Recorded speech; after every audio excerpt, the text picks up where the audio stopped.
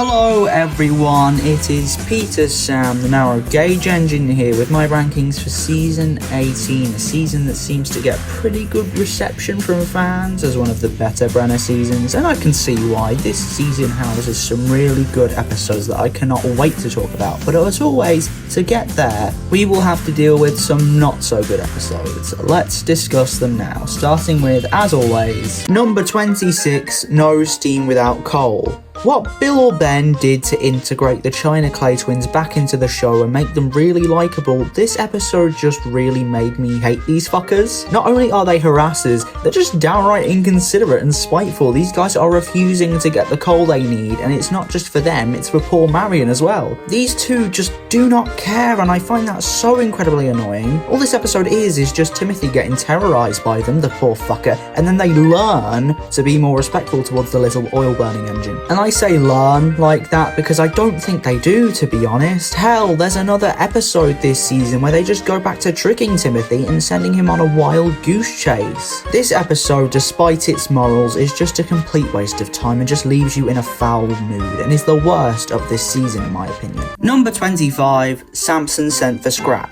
Samson is a character who is quite boring in my opinion. He has personality, but the episodes he has do nothing to show us his interests or any of his adventures, and this is just pain. Samson just mistakes everything that he finds lying beside the track as scrap, even a perfectly fine car that just has a flat tyre. Never mind it being Sir Topham's. Also, by everything, I mean the three things he finds. Yes, this episode is heavily reliant on the 3 strikes formula, but the biggest piss take this episode has is the ending. Sir Topham's cross for like a second, and then they all start laughing. This situation did not warrant that ending. This episode has no real pull factor to it, and Samson's other episode this season is miles better. This is piss poor. Number 24, Timothy and the Rainbow Truck. Remember that episode I mentioned about Timothy being sent on a wild goose chase? Yeah, this episode is it. That's what a lot of this episode is focused on too. Timothy wandering around aimlessly, which is what the episode ends up feeling like as a result. Aimless. I don't like how the resolution, whilst some nice payback, is entirely Salty's idea. Have Timothy think of the plan, have him give Bill and Ben a real taste of their own medicine. What could have been an empowering and worthwhile ending, especially since this episode is after No Steam Without Coal, was dashed by Salty the little fucker. Yeah, this episode is just overall bad. Pretty much. Number 23, Emily Saves the World. This episode has elements in it from other episodes earlier on in the show's history. We have this element of Emily feeling not special because she's never made an important delivery, similar to how Toby felt in Toby's Special Surprise. We also have an object breaking free from a train and running away like in Steady Eddie. Wow, there is way too much season 12 happening there. There's some nice visual humour here and there, but I think what would have made this episode so much better is include Captain more. Not only would it improve upon his character, it would make the fact that he turns up at the end to save the day all the more rewarding. Sometimes I do think I just need to rewrite some of these episodes, honestly. Number 22, Duck and the Slip Coaches. What this episode introduces and what it does for the lore of Duck or whatever is great, don't get me wrong, but how it does it is pretty uninspired in my opinion. Having James steal Duck's story and use it for his own gain is fine, I guess. It's just a bit twatty for no reason, innit? It's typical James though, and nothing new, and considering we have another Duck and James episode this season that does things far more interestingly, this one falls flat. It just feels like it was made to introduce these slip coaches, which is fine, but does it have to involve 2 characters that have already had an episode this season? I don't think so. Duck I can sort of understand, but James? Why not a more underutilized character this season like Gordon? Because for once he doesn't have the lead in an episode really. I think an episode between Duck and Gordon would be far more interesting than one with Duck and James again. Number 21, we got there lads and ladsies, another tie boys. Both Thomas and the emergency cable and long lost friend are fine, and I don't really have another descriptive term to use for them. Thomas and the emergency cable follows Thomas getting pissed that a birdwatcher squared Annie's wheels by pulling the aforementioned cable, and he just doesn't stop at his station. Nice. It's a fairly simple plot, and whilst I can appreciate a nicer, slower episode, this feels like too little for the runtime allocated. Long Lost Friend follows Gator returning to Sodor, and him and Percy trying to find each other, but they end up giving up as they believe the other doesn't want to see them. Fucking hell is this generic. It's annoying how generic this plot is, but it's nice to see the eventual reunion of Gator and Percy. Although I don't know why we needed a whole episode dedicated to bringing them together. Although I guess I'll still take this over Thomas and the Emergency Cable, because at least if you squash the runtime to 4 minutes in Long Lost Friend, it'd feel weird and not developed enough. If you did that with Thomas and the Emergency Cable, you get practically the same experience. Number 19, Marion and the Dinosaurs. This episode isn't bad because of anything fundamentally wrong with the plot or anything to do with that side of the episode. That's all good. This episode does, however, rely on a mystery aspect, which is fine if the mystery is genuinely intriguing, but when it's dinosaurs Marion is seeing, your mind immediately does jump to statues. I mean, just look at them. It just makes the episode a very slow burn, especially on a rewatch. Everything else is fine or good, which is why it's this high, but I just find myself getting very impatient as the episode goes on. Number 18, The Perfect Gift. This episode is a bit repetitive, isn't it? Very Three Strikes formula if I do say so myself, but where this episode does well is the moral. A moral about allowing others to celebrate Christmas in their own way is great, but I can't help but feel that a moral about learning that not everyone wants to celebrate Christmas and not force that onto someone would be infinitely better. That'd be a lot more inclusive and a lot more fun to see Percy learn something very unique.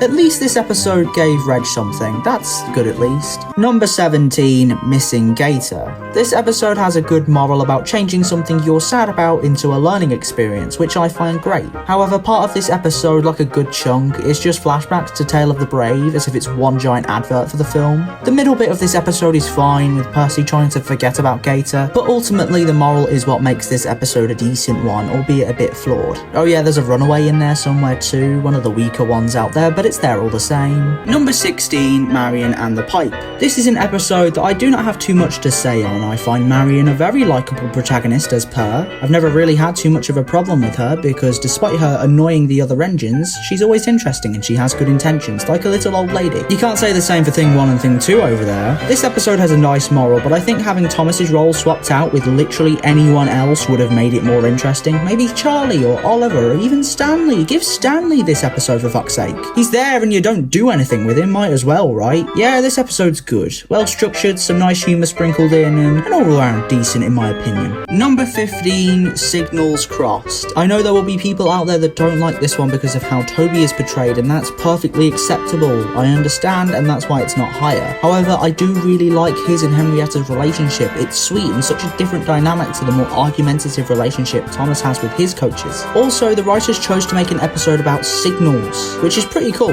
Not many episodes focus on things like that in this era, and it's cool they tried doing something Audrey would write about. But Toby is pretty as a character, you have to admit. And it's not even an improvement to his character, he's become worse fundamentally. He's more whiny and timid now, and I don't like that. A far cry from what he once was. And that is why this episode is here. Number 14, Duck in the Water. Another one that's decent, but I have little to talk about. This episode does focus on some interesting features such as the need to stabilise Rocky, but it tries doing this bit with Rocky dropping Duck multiple times and it just doesn't work for me. Slapstick works when it's over the top, and you can't be like that with such a realistic, gritty series most of the time. I'm also not a fan of how this episode is titled as if it's a duck story, and he does have a prominent role, but who are we kidding here? It's another James episode. Kill me. James in season 18, for some reason, is such a bell end, more so than usual, and it's why these otherwise good episodes have been shoved down the list. Another one that has its problems, but it's ultimately decent. Number 13, Samson at Your Service. Despite its heavy use of the Three Strikes formula, this episode is pretty fun. Having the express coaches end up in Blue Mountain Quarry is a great concept, and seeing how they wind up there through Samson being caught up in trying to not mess up is great. This Samson episode is miles, leagues, eons better than the other one this season, and that is apparent through Bill and Ben's cheekiness and unwillingness to point out Samson's mistake, and through my great joke about how the stones would be comfy. That's great. Rheneas ruined the whole thing though, his joke was not funny. I quite like this one despite its repetitive nature, and it's a great one to watch. Number 12, Disappearing Diesels. Whilst I do think Paxton is a little bit annoying in this episode, his panic and worry when he thinks the Diesels have all disappeared is adorable. Diesel is also characterised very well here, initially shunning Paxton and just being a general twat really, but to see him warm to Paxton after he helps him is nothing short of amazing. Diesel always thought of Paxton as beneath him, and and quite dim, but here he realises that he is quite useful, especially when it is Diesel who's messing up. This is an episode with some nice hijinks, and some even greater character development. Number 11, Duncan The Humbug.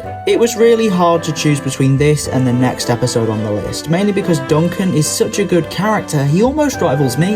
Here Duncan learns to value the values of Christmas, by being nice to everyone all day to get a coat of paint. Duncan ends up actually doing something nice for Luke in his own cynical way and thinks he messed up, but he didn't. So not only does Duncan embrace the idea of Christmas, he manages to find a way to help others while also staying true to himself. That whole moral and narrative aspect of the episode is amazing, and I don't think I need to delve further into why this episode is good, because hell, I'd be here forever. But it still does just miss out on the top 10, unfortunately. Number 10, Duncan and the Grumpy Passenger. This is why it was hard to choose. Both Duncan episodes are pretty good this season and rather enjoyable, which makes ranking them all the harder. If it was between Duncan and another narrow gauge engine, this would have been far easier. Ultimately, I chose Grumpy Passenger over Humbug because I think the key concept and base narrative is a lot more interesting. Here, Duncan has to deal with a passenger who is the ultimate reflection of himself, a grumpy cynic who is never happy. Duncan is given a taste of his own medicine, and it is interesting to see him try and deal with that. The way he does deal with it is kind of amazing too, as instead of biting back 10 times harder, he tries being accommodative. That's insane to think about regarding Duncan, but somehow it works, and that's why this episode rightly deserves a spot in the top 10. Such a great demonstration of Duncan's character. Number 9, Toad's Bright Idea. Toad's Bright Idea has a great pairing of characters, with Toad and Gator stealing the show for this one. Such an odd pairing that is interesting to see play out, although I must admit I don't believe Gator would act like this. I'm sorry. I know a lot of people quite like this one,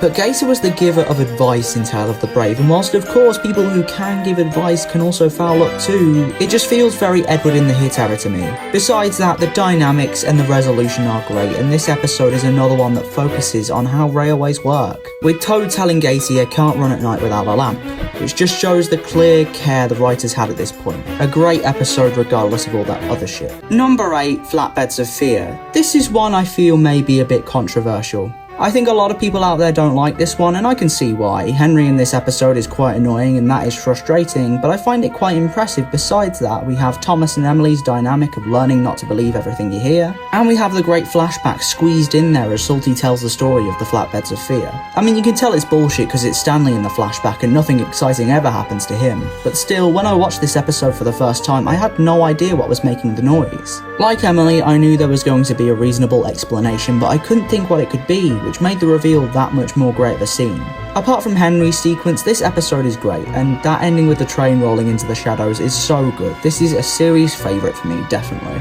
Number 7, Millie and the Volcano. A good old-fashioned episode where one engine gets justice on another by pulling a trick on them. The plot here is quite entertaining, and we get some great character development for Millie, showing her to be very forthright and a bit of a playful character. I do have one slight problem with the episode, and that is that some of the things that happen feel like overreactions, like Millie getting that mad at Samson, who really didn't say anything too outrageous. I also don't like that Sir Robert disciplined Millie for the trick, as it wasn't anything that really caused any serious repercussions. It's quite poor with those lines of logic, but nonetheless, I had a good time watching it. Number 6, Toad's Adventure. This episode is definitely some form of callback to Busy going backwards from season 5. In this episode, Oliver constantly rambles on about his adventures, and it leaves Toad annoyed until he has an adventure of his own with none other than, you guessed it, James the Red Engine. However, this is the one episode where James isn't completely insufferable, to me at least. The climax is great, to be fair, and I do appreciate that they didn't just completely redo Busy going backwards with a runaway. This time it's a matter of not crashing into Thomas, who is pulling Sir Topham Hatt and Dowager Hat on board Annie and Clarabelle. However, I feel like everything in that scene after Toad manages to stop was such a mood change. I feel like we should have switched to a scene of these characters at a station to show a passage of time.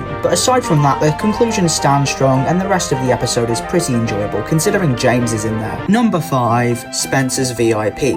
Spencer will always be such a powerful character, and it's great to see him in a role where he isn't feuding against Gordon. The story itself itself is quite interesting, with Spencer trying so hard to impress that he ends up in the China clay pits with the inspector, which is probably my favourite scene of the episode. As well as this, the moral of allowing for second chances is another great one, and may just be my favourite moral of this season. The montage of the engines trying to prove themselves to the inspector is also entertaining too, although it could have been a lot more inclusive in terms of character, and some characters wouldn't act like that in my opinion. All in all though, it's a pretty entertaining episode and rightfully belongs in my top 5. Number 4, Thomas the Quarry Engine. This episode is great for many reasons. For one, the Diesel and Thomas rivalry throughout the episode makes for some great scenes. Even when they're nowhere near each other, Diesel still manages to get the one-up over Thomas. Not only that, but we get some great character development for Mavis, as she longs to see the rest of the island, being confined to the dull walls of the quarry. Not only that, but there's a great runaway with Thomas going over Gordon's hill and stopping at Marion, like with Thomas and the trucks. I think this episode is a giant homage to that absolute classic, or at least referencing it. Other than that, there isn't too much to say, because this one just gives you the story and there's no real amazing thing about it that's super special or anything. It's just a nice little one that does well with what it is. Number 3, Not So Slow Coaches. What a fast-paced ride of an episode with some nice development for Annie and Clarabelle of all characters. These two whine all the time about Thomas going too fast, and then they get to experience what real speed is when they are coupled up to Caitlin accidentally somehow. That part of the episode always did confuse me, because Charlie looks ahead multiple times and should be able to see Annie and Clarabelle but doesn't. But that small mistake is nothing in comparison to Thomas's clear determination to get his coaches back. This dude puffed across the island to get them back and would have gone further if the bridge hadn't lifted.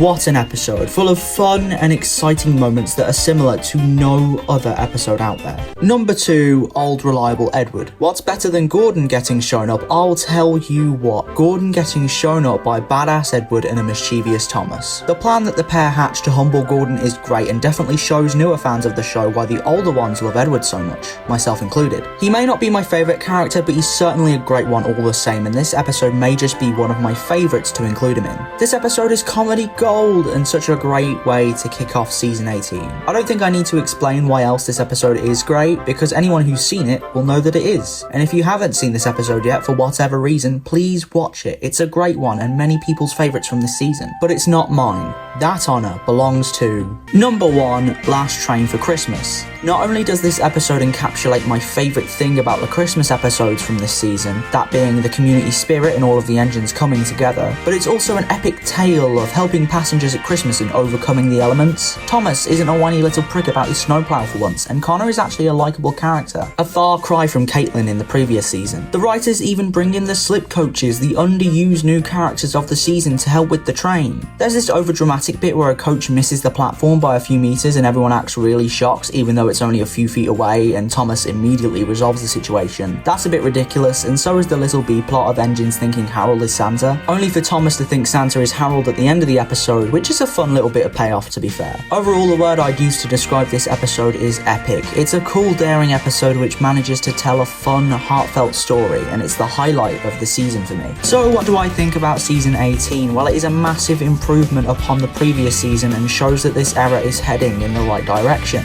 There's comedy, action, heartwarming moments, mysterious moments, and a lot more, and I have little on it that's negative or bad. I just hope that season 19 can keep up this high as I go on to talk about that season next month. Although, judging by everyone's opinions on it, I highly doubt that. But we'll see. Until next time, I'll see you soon. Bye-bye.